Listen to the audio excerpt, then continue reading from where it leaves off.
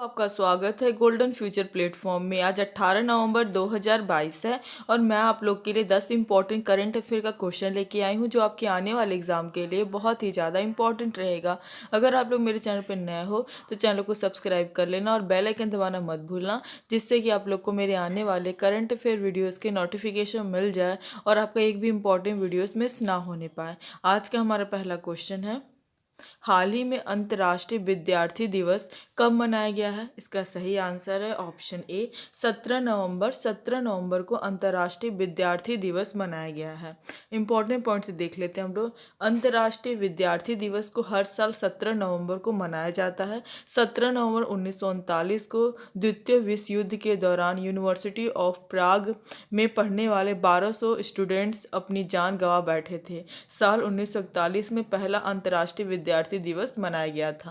हमारा अगला क्वेश्चन है, हाल ही में किसे सरकार द्वारा आरबीआई के केंद्रीय बोर्ड के निदेशक के रूप में नामित किया गया है? इसका सही आंसर है ऑप्शन सी विवेक जोशी को आरबीआई के केंद्रीय बोर्ड के निदेशक के रूप में नामित किया गया है। इंपॉर्टेंट पॉइंट्स देख लेते हैं हम लोग। भारतीय रिजर्व बैंक यानी आरबीआई ने घोषणा की है कि सरकार ने विवेक जोशी को केंद्रीय बोर्ड में अपने निदेशक के लिए नामित किया है। जोशी, जो वित्तीय सेवा विभाग के सचिव हैं, आरबीआई में निदेशक का पद संभालेंगे। नामांकन 15 नवंबर 2022 से अगले आदेश तक प्रभावी हो गया है। केंद्र सरकार ने विवेक जोशी, सचिव वित्तीय सेवा विभाग, वित्त मंत्रालय, भारत सरकार को संजय मल्होत्रा के स्थान पर भारतीय रिजर्व बैंक के केंद्रीय बोर्ड में निदेशक के रूप में नामित किया गया है। किसके स्थान पर चुने गए हैं? संजय मल्होत्रा के स्थान पर चुने गए हैं। ये आप लोग को याद रखना है। हमारा अगला क्वेश्चन है, हाल ही में किस ऑस्ट्रेलियाई क्रिकेटर ने अगले साल टेस्ट क्रिकेट से संन्यास लेने की घोषणा की है? इसका सही आंसर है ऑप्शन ए डेविड वार्नर ने अगले साल क्रिकेट से संन्यास लेने की घोषणा की है। इंपॉर्टेंट पॉइंट से देख लेते हैं हम लोग। ऑस्ट्रेलिया के दिग्गज सलामी बल्लेबाज डेविड वार्नर ने अपने भविष्य को लेकर बड़ी बात की है। 36 साल के वार्नर का कहना है कि वह अगला वनडे और फिर T20 वर्ल्ड कप खेलना चाहते हैं। इसके साथ ही उन्होंने खुलासा किया कि उनके टेस्ट करियर का अंत जल्द ही हो जाएगा। उन्होंने पॉडकास्ट पर कहा, टेस्ट क्रिकेट शायद पहले छोड़ूंगा। हमारा अगला क्वेश्चन है, हाल ही में जारी जलवायु परिवर्तन प्रदर्शन इंडेक्स 2022 में कौन टॉप पर रहा है? इसका सही आंसर है ऑप्शन सी डेनमार्क जलवायु परिवर्तन प्रदर्शन इंडेक्स 2022 में टॉप पर है। इंपॉर्टेंट पॉइंट से देख लेते हैं हम लोग। यह report German watch new climate institute of climate action network द्वारा तैयार की गई है। इस रैंकिंग में पहले 3 स्थान पर कोई देश नहीं है, क्योंकि किसी भी देश ने समग्र रूप से उच्च रेटिंग प्राप्त करने के लिए सभी सूचकांक श्रेणियों में अच्छा प्रदर्शन नहीं किया है।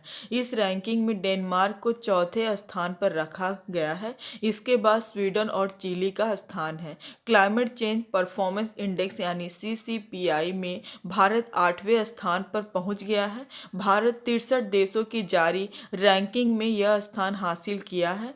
भारत को यह रैंकिंग उसके कम उत्सर्जन और नवीकरणीय ऊर्जा के बढ़ते उपयोग के आधार पर दी गई है। हमारा अगला क्वेश्चन है, हाल ही में $1 ट्रिलियन गंवाने वाली दुनिया की सार्वजनिक सूचीबद्ध कंपनी कौन सी है? इसका सही आंसर है ऑप्शन सी अमेजन। $1 ट्रिलियन गंवाने वाली दुनिया की सार्वजनिक सूचीबद्ध कंपनी है। इंपॉर्टेंट पॉइंट्स देख लेते हैं हम लोग।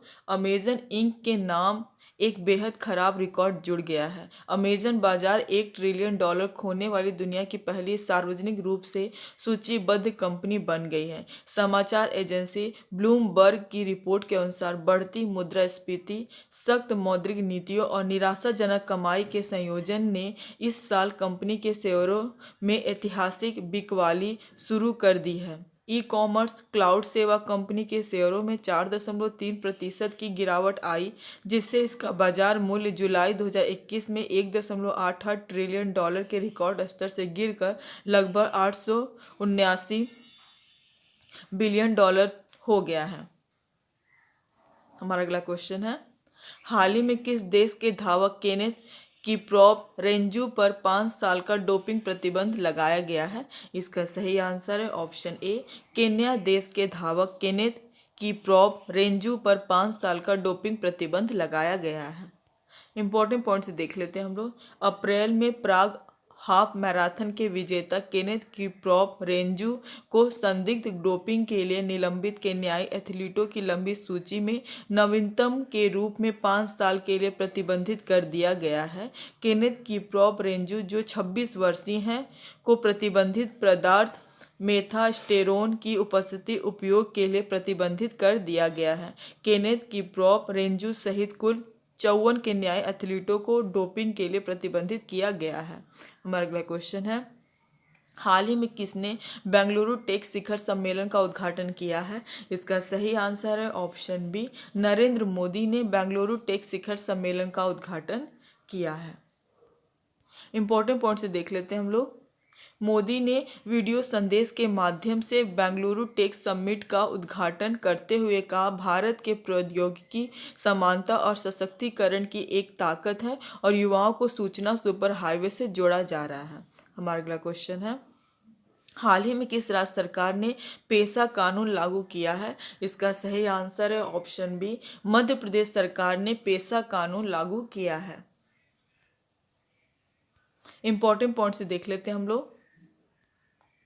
मध्य प्रदेश में पेशा एक्ट लागू हो गया है। राष्ट्रपति द्रौपदी मुर्मू की मौजूदगी में शहडोल में आयोजित जनजाति गौरव दिवस कार्यक्रम में जनजाति समुदाय के हित में पेशा एक्ट को लागू किया गया है। इसके साथ ही मध्य प्रदेश यह कानून लागू करने वाला देश का 7वां राज्य बन चुका है। इससे पहले हिमाचल प्रदेश, आंध्र प्रदेश, तेलंगाना, राजस्थान, गुजरात और महाराष्ट्र ने ही अपने पेशा कानून बनाया है। इसके कानून का उद्देश्य जनजाति समाज को स्वशासन प्रदान करने के साथ ही ग्राम सभाओं को सभी गतिविधियों का मुख्य केंद्र बनाना है। हमारा अगला क्वेश्चन है, हाल ही में किस देश ने पहला बिली जीन किंग कप जीता है? इसका सही आंसर है ऑप्शन ए, स्विट्जरलैंड देश ने पहला बिली जीन किंग कप जीता है।